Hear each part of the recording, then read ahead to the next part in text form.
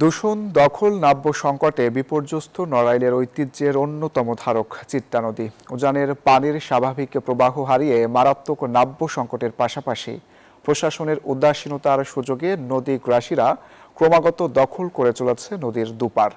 এদিকে নানাবিধ দূষণ গ্রাস করেছে চিত্রার এক সময়ের স্বচ্ছ সুমিষ্ট জলরাশি।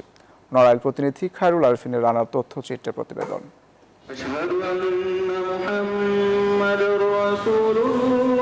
ক্রীড়া সংস্কৃতি, মুক্তিযুদ্ধ, চিত্রার কোলে নড়াইল সমৃদ্ধ।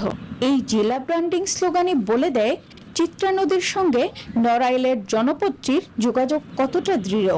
তীব্র রাত, স্বচ্ছ সুমিষ্ট জলরাশি আর গভীরতার দিক থেকে বৃক্ষরাজি পরিবেষ্টিত ছায়া সুনিবিড় চিত্রার এক সময় দেশজোড়া সুখ্যাতি থাকলেও আজ সেসব শুধুই স্মৃতি।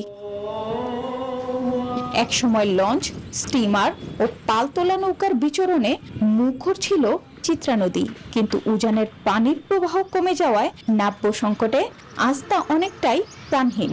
নদী দখল, পাটজাগ, ড্রেনেজ ও পয়বর্জ্য সহ নানা দূষণে চিত্রার পানি মারাত্মকভাবে দূষিত হয়েছে। এর প্রভাবে নদীর জীববৈচিত্র্য হুমকির মুখে পড়েছে। এই নদীটা ময়লা জয়লা ফেলাইয়ে এইগুলো শেষ করে দিচ্ছে, আর এই যে সব নদীর কুলি ঘর বাঁধে আগই চলে আসতেছে, তার জন্য আছে বেশি রকম ক্ষতি হচ্ছে। নদী বাঁধে বিল্ডিং করছে সবাই, বুঝলেন, নদীটা মরে যাচ্ছে। নদী রক্ষায় প্রশাসনের বিরুদ্ধে উদাসীনতার অভিযোগ পরিবেশ আন্দোলনের এই নেতা। নদীর নড়াইলের যত বর্জ্য ব্যবস্থা, শহরের বর্জ্য ব্যবস্থা, ড্রেনেজ ব্যবস্থা এখন সমস্ত উল্টো দিকে মানে নদীর দিকে দেওয়া হয়েছে।